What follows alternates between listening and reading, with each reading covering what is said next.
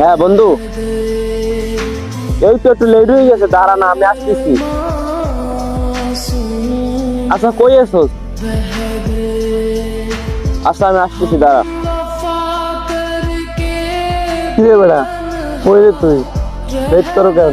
এক জায়গায় যাও, তাড়াতাড়ি আয় না।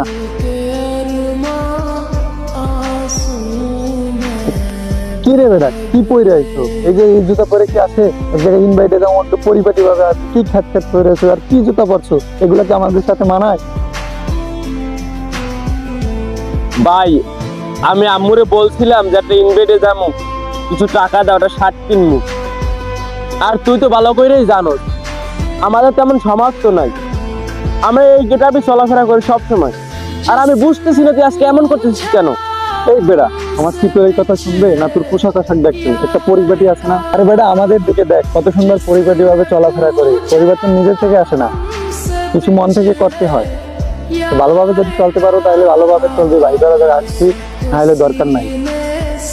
বন্ধু, বিষয়টা আমার খুব খারাপ লাগছে, কারণ কি জানো, হয়তো সবাই পোশাক আশাক মেনটেন করতে পারে, আমরা পোশাক আশাক মেনটেন করে মানুষের সাথে চলি না, আমরা মানুষের মন আর ব্যবহার দেখে চলাফেরা করি।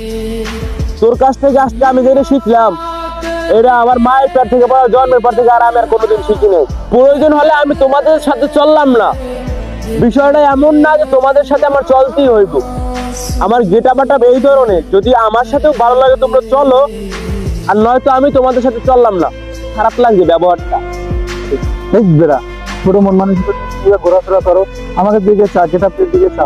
তোর সন্ধ্যায় আমার ভুল হয়েছে, এই জায়গায় দাম মুহূর্তই নষ্ট করে দিলেছি। হয় যাও যাও, তোমার সাথে আমার চলার প্রয়োজন নাই। যে মানুষ মন বোঝে না, ওই মানুষের সাথে আমার চলার প্রয়োজন নাই। তোমার সাথে আমার চলাই লাগবে।